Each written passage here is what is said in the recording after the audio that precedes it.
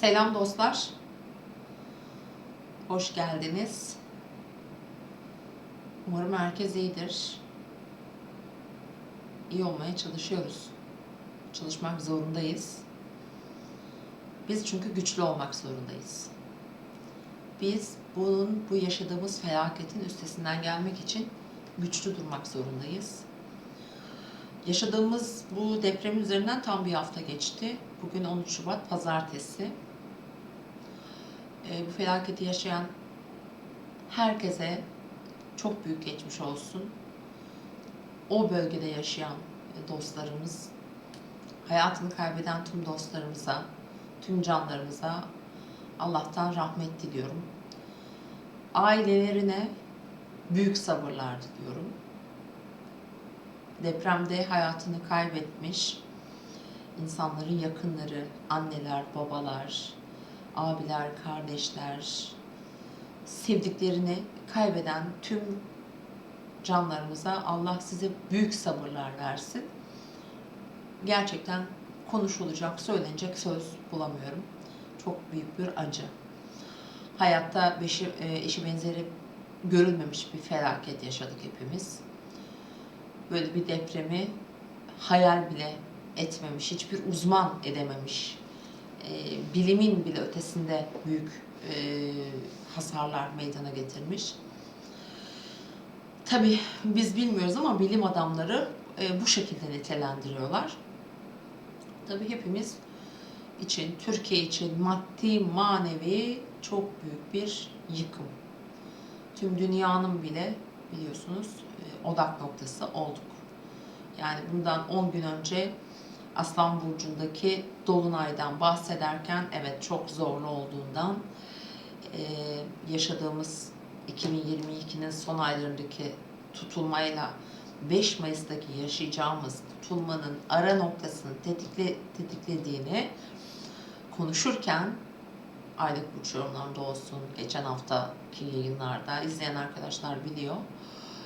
Bu depremin gerçekten çok önemli bir dolunay olduğunu, bu depremi hani getirebileceğini, hep dikkatli olalım dedik ama bu kadar büyük bir olay getirebileceğini, peş peşe 2 tane büyük depremi tetikleyeceğini ve tabii ki tutulmalar hayatta kaderseldir. Kadersel olayları meydana getirirler. Değiştiremeyeceğimiz, kendi gücümüz, irademizin yetmediği olaylar ama böyle 2 tane böyle sabitler arasında 2 tutulmanın tam orta noktasını tetikleyen bir tabii ki dolunay.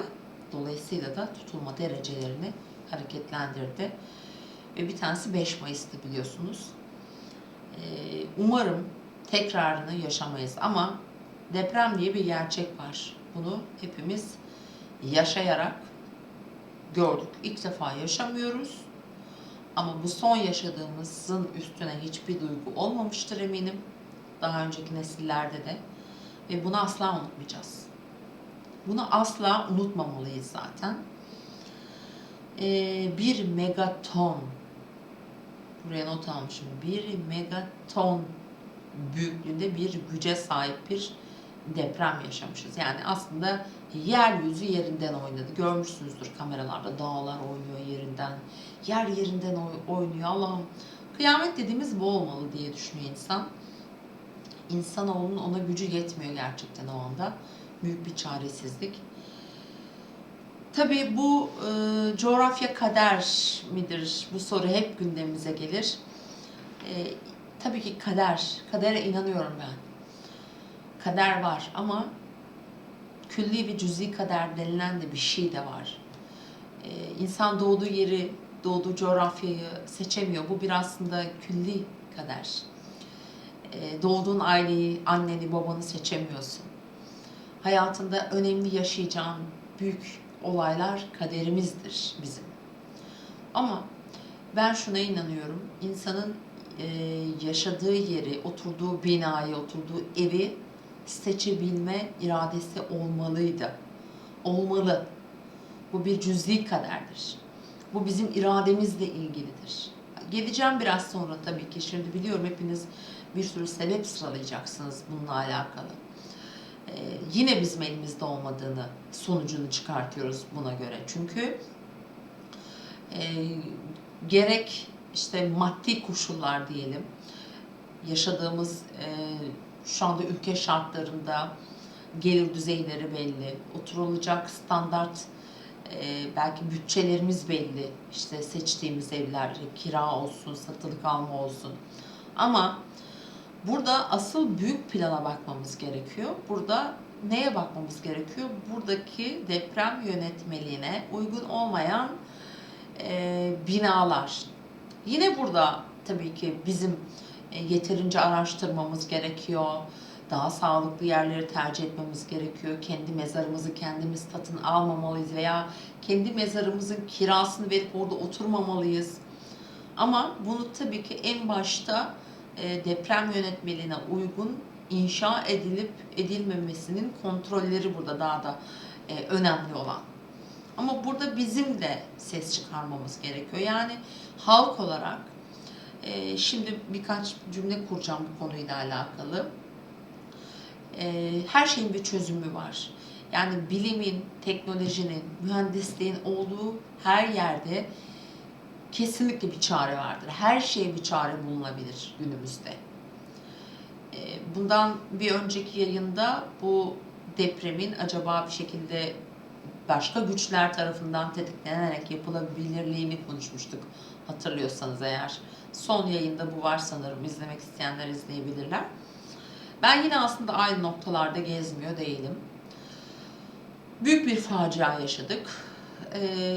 Deprem uzmanları bunu çok saçma bulsalar da ben de izledim onu. Daha sonrasında böyle yayınlar çok yapıldı. Özellikle mesela Celal Şengör hocamız bu konuda çok büyük tepkileri var. Yani olamaz diyor. Ama hayatta hiçbir şey olamaz diye bence bakılmamalı diye düşünüyorum ben. Her şeyin olabilirliğine inanıyorum. Ve her şeyin olabilirliğine ve olabileceğini de biliyorum. Böyle de söyleyebilirim. Şimdi astroloji de bir bilim arkadaşlar. Daha çok aslında ilim denilen bir araştırma ilmi. Ama bilimsel olarak da biliyorsunuz depremlerin olasılıklarını bu özellikle tutulmaların olduğu zamanlarda tabi dereceler, aldığı açılar vesaire gibi konular değerlendirilerek söylenebiliyor. Yani önemli bir şey olacak ama ne olacak bazen bilemiyorsun. Deprem mi olacak, başka bir felaket mi olacak, işte kar mı yağacak, sel mi, heyelan mı vesaire. Ama bunu dikkate tabii ki biz değil, deprem bilimcilerin alınması gerekiyor. Yani asıl bu işin uzmanları. Yani onlar bile bunu kimseye laf geçirememişken öyle söyleyeyim. Biz astrologlar ne yapabilirdik? Soruyorum size. Ne yapabilirdik?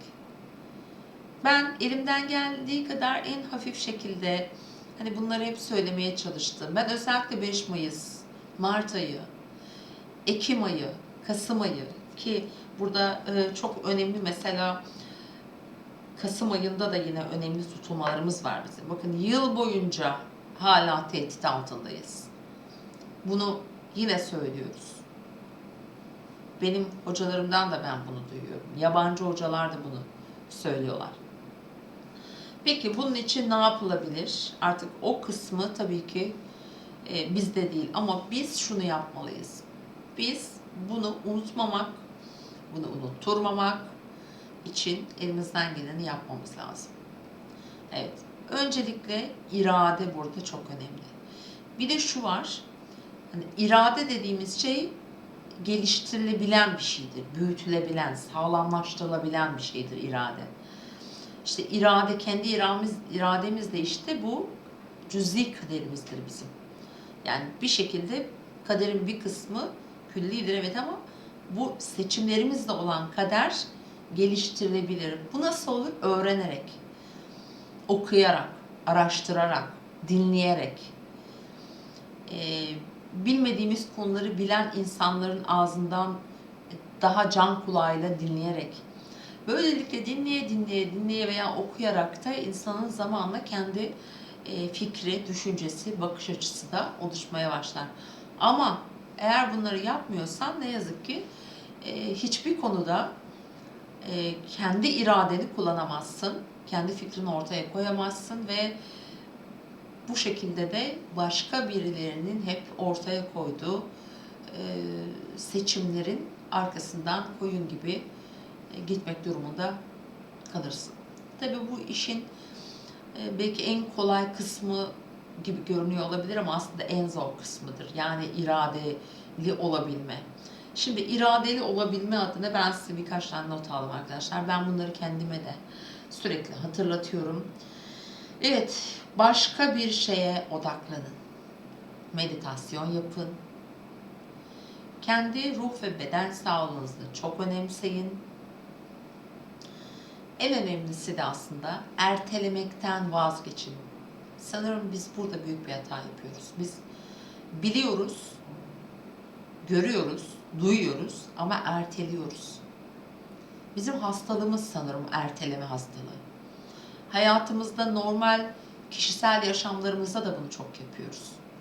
Her şeyi erteliyoruz. Ama işte şu zaman olsun, dur zamanı gelmedi, ay ona daha çok var. Önceliğimiz böyle daha kolay, işimize gelen şeyler oluyor. Aslında önceliğimiz hayatımız değil mi bizim? Biz bu bedenden sorumlu değil miyiz? Rabbim bu bedeni bize korumamız için vermiş. Dolayısıyla da yediğimizden, içtiğimizden, konuştuğumuzdan, aldığımız nefesten, yaşadığımız yerden, her şeyden biz sorumluyuz. Şimdi burada milyonlarca insan, Türkiye'nin neredeyse 1/5 şu an bu azabı aslında hepimiz sorumluyuz, yaşıyorsa eğer. Hepimiz, ben sorumlu olduğunu düşünüyorum. Yeteri kadar bilgili olmadığımız için. Evet, sormadığımız için, hakkımızı aramadığımız için, ötelediğimiz için. Herkes birbirinden sorumlu olmalı.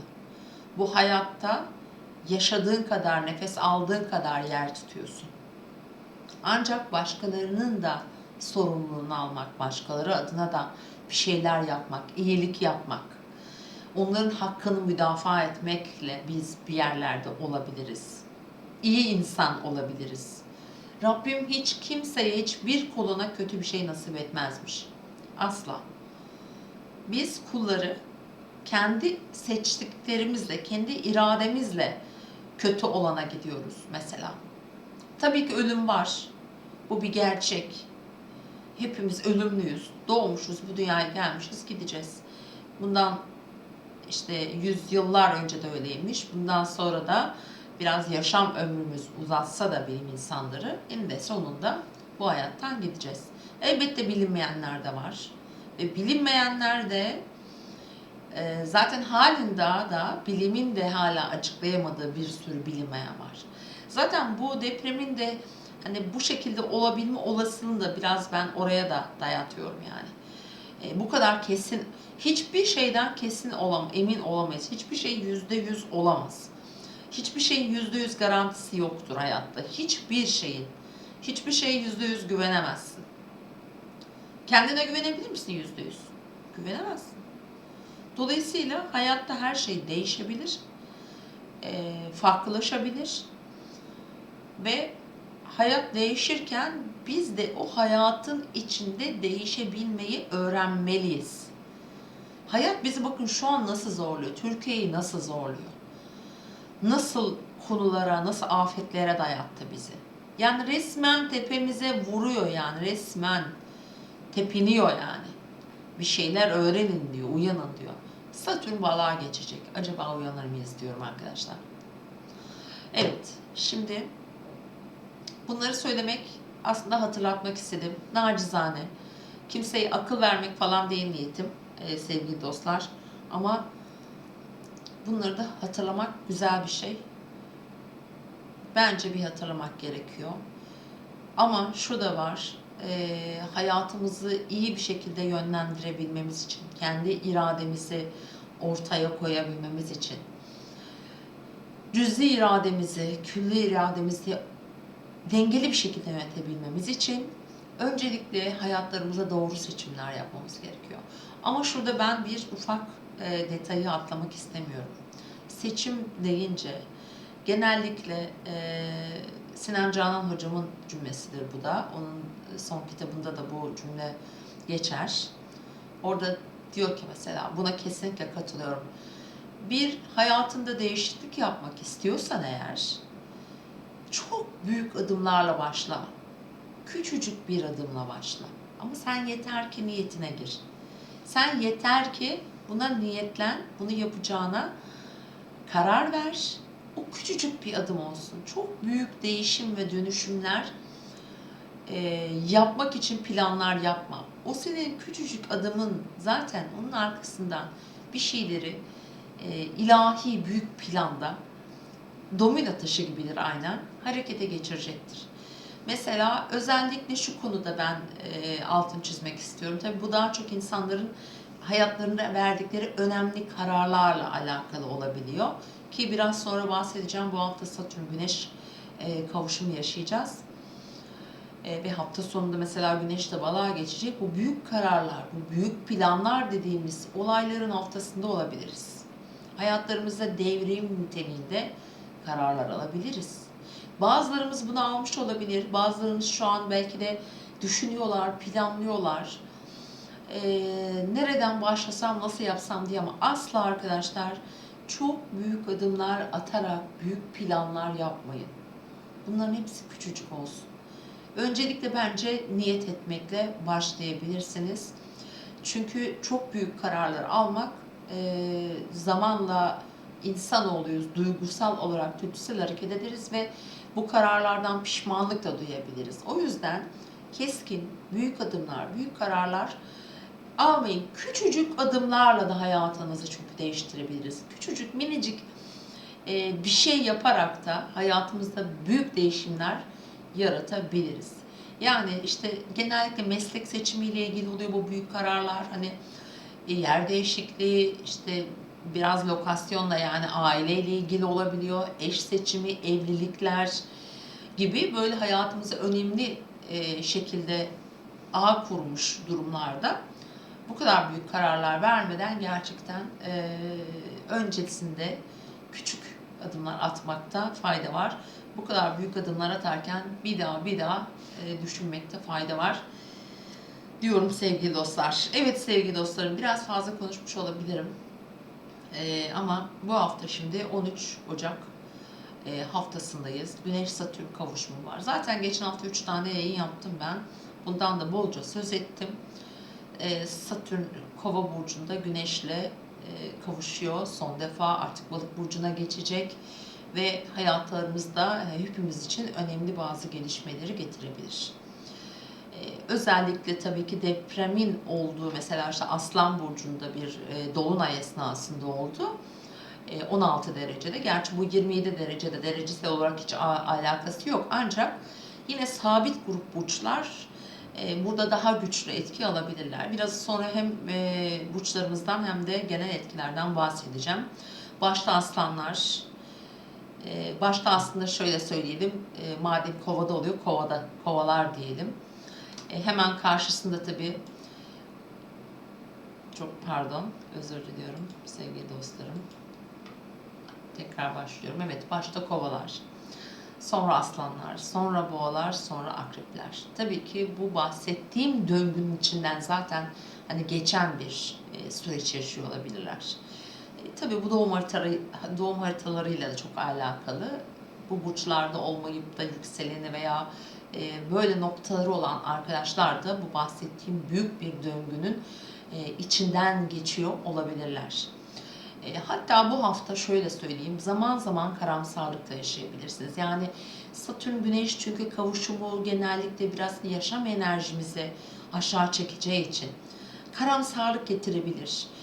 Böyle hayattan biraz vazgeçme, hiçbir şeyden mutlu olmama, sanki büyük bir çaresizlik, büyük bir kaosun içinde, ki öyle bir zamandan geçiyoruz. Evet biliyorum, ama biz en başta söylediğim gibi biz güçlü olmak zorundayız arkadaşlar.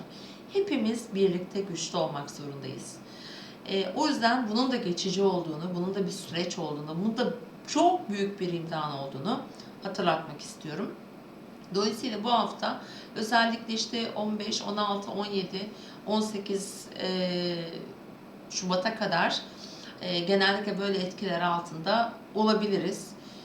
En fazla tabii burada bu süreçte Satürn Güneş kavuşumu yükselen aslanların tam kariyer evinde gerçekleşiyor. Dolayısıyla bunlar onların hayatlarında biraz daha hayati önem taşıyan durumları getirebilirler. Mesela yükselen akreplerin aile, kökenler, ebeveynler gibi alanlarda hayatlarında bir değişim ve gelişme süreci, özellikle güvenilir kaynaklara daha fazla ihtiyaç duydukları bir süreç olabilir. Diğer yandan mesela kovalar için baktığımızda gerçekten onlar için zaten hayatlarında çok önemli bir dönüşüm, bir değişim. Hayatın içinden geçtiği, resmen yani hayatın içinden geçtiler, zaten bir Satürn döngüsü yaşıyorlar. Yine önemli bir karar merci olma durumu söz konusu olabilir. Tabii ki boğalar için de yine çok önemli olabilir. Onlar için de zaten yine biraz önce söylediğim gibi kariyerleri, hayatları ile ilgili konular, tıpkı aslanlarda olduğu gibi aslanların aynı zamanda da şu bakımdan da aslanlar için şöyle söyleyebiliriz. Çünkü aslanların kariyerle ilgili de önemli derecede etki aldıklarını, işle ilgili mesleki konularda da önemli geçişlere sahne olacağını söyleyebilirim. Şimdi sabit gruplar en önemli şekilde etki alıyorlar. Bu hafta bunlar daha çok gündemimizde olacak. Diğer yandan baktığımızda mesela işte koçlara bakıyoruz. Koç, yükselen burcu koç olanlar sosyal yaşamlarında çok önemli bir gelişme, değişim yaşayabilirler. Önemli kararlar verebilirler, önemli ayıklamalar yapabilirler. Zaten bir süreçti. Onlar için sosyal yaşantıları ile ilgili 2020'den beri önemli bir süreç içindeler ve bu daha da bir keskin durumlara doğru gidebilir.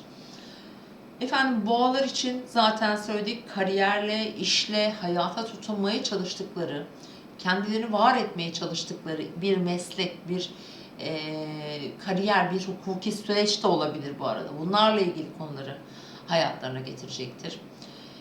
Mesela ikizler için, ikizler ve yükselen burcu ikizler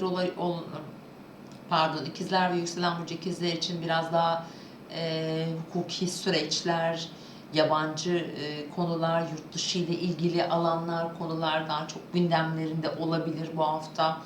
Bu konuları genişletmek, oralarda bazı sonuçlara varmak gibi gündemleri olacaktır. Evet, yengeçler ve yükselen burcu yengeç olan dostlar biraz daha ekonomik durumda, finansal konuları toparlamak bakımından daha güçlü çalışacaktır bu hafta sizin için. Parasal mevzular, oralarda önemli kararlar, gelişmeler, bir süreç olabilir, bazı hukuki süreçlerin varsa onların sonuçlanması, karara bağlanması. Mesela ödemeler varsa, işte borçları vardır mesela, belki o konularda bazı düzenlemeler söz konusu olabilir. Evet, zaten aslanlar başta ilişkiler bakımından çok önemli bir süreçten geçiyorsunuz ve Mart'ın ilk haftasına kadar da sürecek bir süreç bu.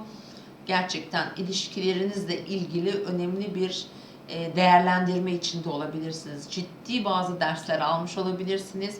Hayatınızda hangi noktada neyin kararını vermek üzeresiniz bilmiyorum ama gerçekten hayat bu anlamda sizi zorluyor olabilir. Fakat lütfen biraz duygularınızı, hislerinizi de takip etmenizi tavsiye ederim. Başaklar ve yükselen başaklar biraz daha iş hayatları ile ilgili önemli bence bağlantılar, konular gündemlerinde olabilir. Bu Satürn Güneş kavuşumu hem sağlıkla ilgili bazı sonuçlanmalar getirebilir. Mesleki durumlarınızda hızlı ilerleme veya bazı yön değişiklikleri getirme olasılığı olabilir. Biraz akrabalar falan, böyle geniş baktığımızda sanki sülaleyi bile ilgilendiren, daha çok onların dertleri, sorunları, problemleri de gündeminize gelebilir. Yani böyle bir süreç Mart'ın ilk günlerine kadar devam edebilir. Teraziler, tabii ki yükselen burcu terazi olanlar özellikle çocuklarıyla ağır sınavlar yaşamış olabilirler, yükselen teraziler. Çocukları olabilir, aşk hayatı, biraz daha böyle hayatın keyifli yanlarını biraz daha fazla kaçırmış olabilirsiniz. Biraz oralardan soğumuş, kopmuş da olabilirsiniz bu arada. Mesela bu ilişkiler, aşk hayatıyla da çok alakalı. Orada ciddi sınavlar vermiş olabilirsiniz. Bazılarımız ilişkiler yönünde burada yükselen teraziler bazı kararlar alacaklar, çocukları olanlar için belki onların hayatları, finansal konuları da çok ilgilendiriyor. Teraziler için bu Satürn'ün kavuşumu, Güneş'le kavuşumu. Orada yetersiz kalınan bazı konular varsa o adımlar artık düğümler, çözülmek üzere kararlar verebilirsiniz bu alandaki konularda. Evet, akrepler ve yükselen akrepler, ailesi, evi, yaşadığı yer, ebeveynleri, onların belki yaşam standartları olabilir ama daha çok sanki hayata bağlanmak için daha böyle çok çaba verdiğimiz, daha çok güven aradığımız, kendimizi güvende hissetmediğimiz zamanlar da olmuş olabilir mesela. Bu alanlar biraz da ailevi konularla ilgili çözümsel durumlara daha çok gidebilirsiniz. Mesela bir takım işte gayrimenkulle ilgili sonuçlanmalar olabilir. Niyetinde olduğunuz konuları artık gündeme getirebilirsiniz. Daha çok daha kararlı olabilirsiniz. Mesela işte bir ev almak, satmak, değişim, ebeveynlerinin sağlığı olabilir. Ama önemli bir süreçten, çok önemli bir sürecin içinden geçtiğinizi söyleyebilirim.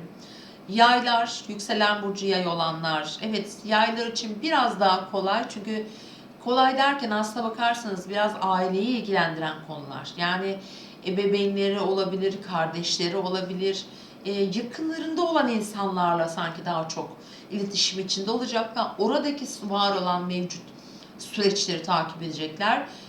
Özellikle bu hafta ve önümüzdeki Mart ayının ilk günlerine kadar bu gündemler, buradaki sorunlar eğer varsa gündeminizde yer tutacak.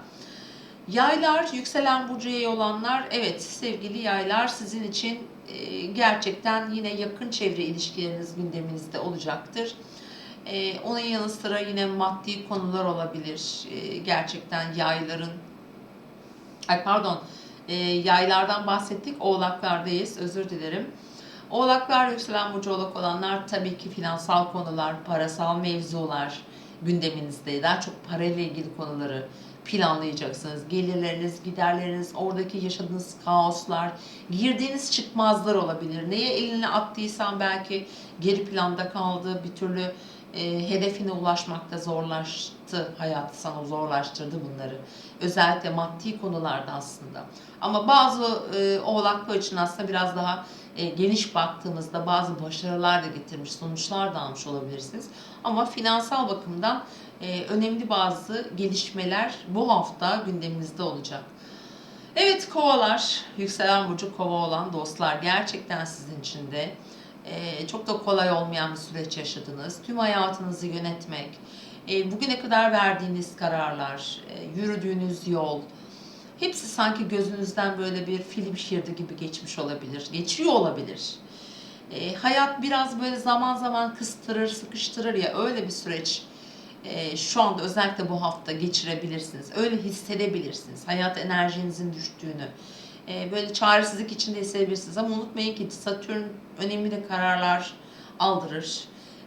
Ciddi kararlar verdirebilir. Yani bu hafta özellikle tabii Mart'a kadar sürecek fakat yine de bu Satürn Güneş'le kavuşumu 15-16 Şubat civarı gerçekten size önemli kararlar aldırabilir. Balıklara geldiğimizde, evet balıklar yükselen burcu balık olan dostlar daha çok ruhani boyutta aslında çok önemli bazı gelişmeler yaşayabilirsiniz. Hayatınız şöyle bir hareketlenebilir aslında. Özellikle yalnızlaşmak, biraz daha sakinleşmek, dinlenmek belki de. Biraz daha böyle içe kapanmak deriz ya biz. Biraz daha gözlemci olmak. Böyle bir süreç yaşatmış olabilir Satürn. Dediğim gibi burada 2,5 yıldır zaten var. Burada sizi ciddi bilgelik konusunda da aslında çok önemli seviyelere taşımış olabilir.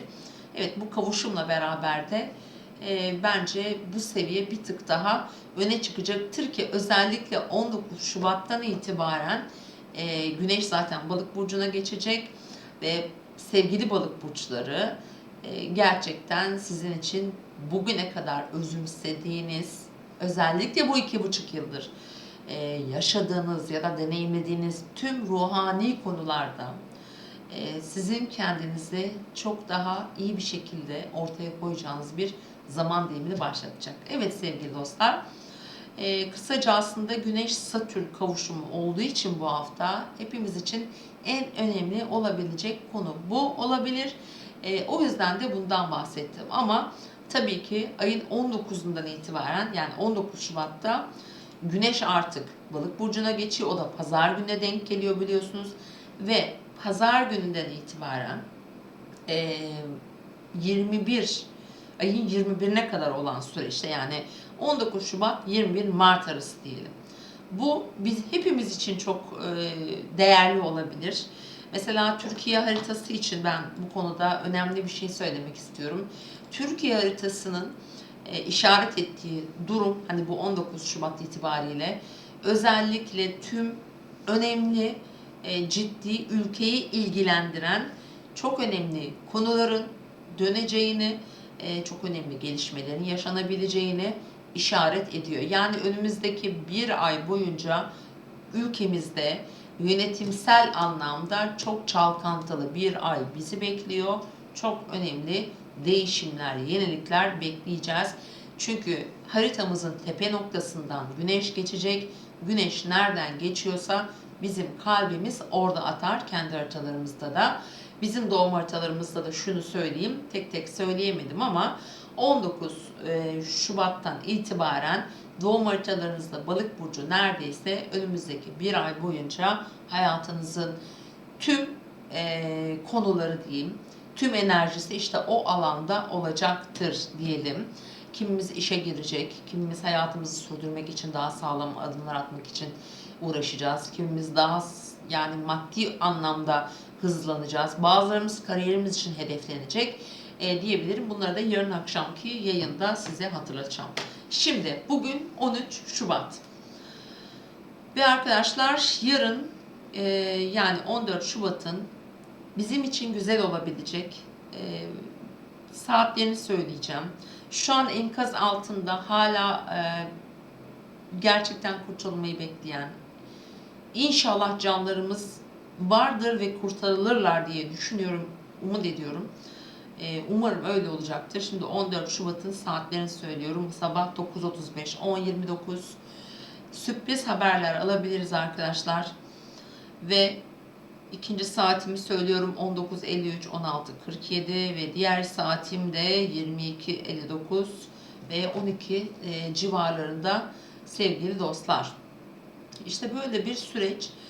Özellikle salı günü boyunca da gün genelinde şöyle etkiler olacak, onu da söylemek istiyorum.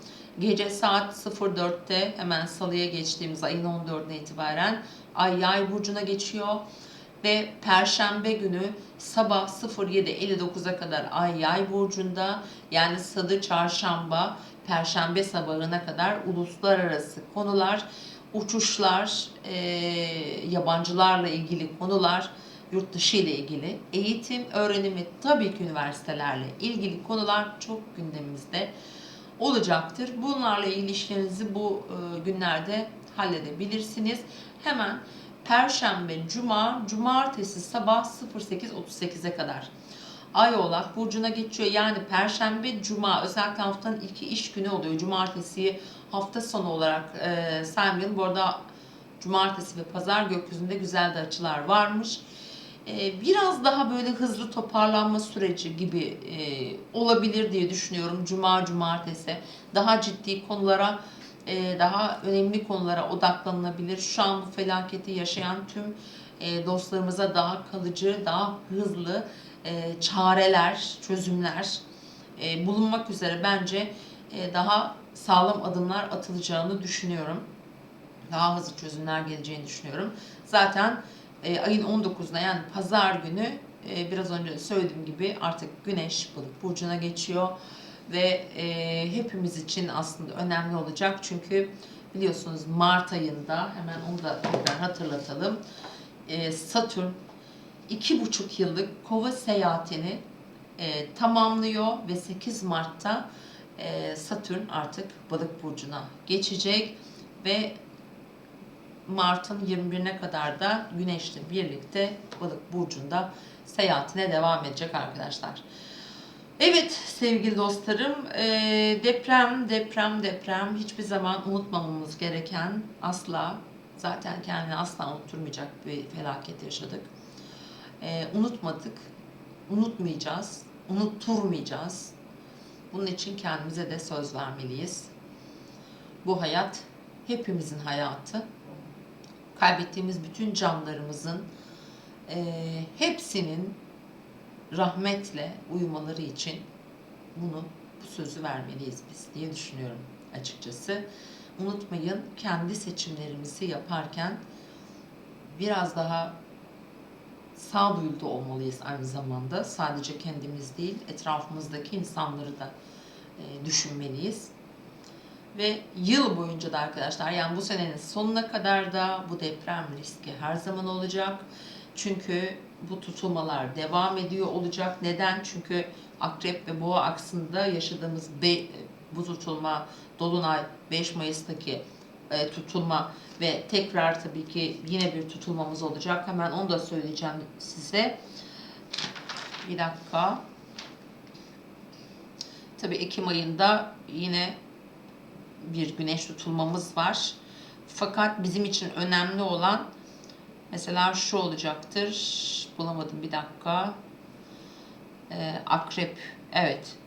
Kasım ayında, Ekim ve Kasım ayındaki tutulmalar da yine Türkiye'deki bu depremle ilgili konuları tetikleyebilme olasılığı var. Bunu zaten hani burada ben söylemiyorum, bütün deprem uzmanları da söylüyorlar. Böyle dostlar. Evet, kendinize iyi bakın. Tekrar görüşmek üzere.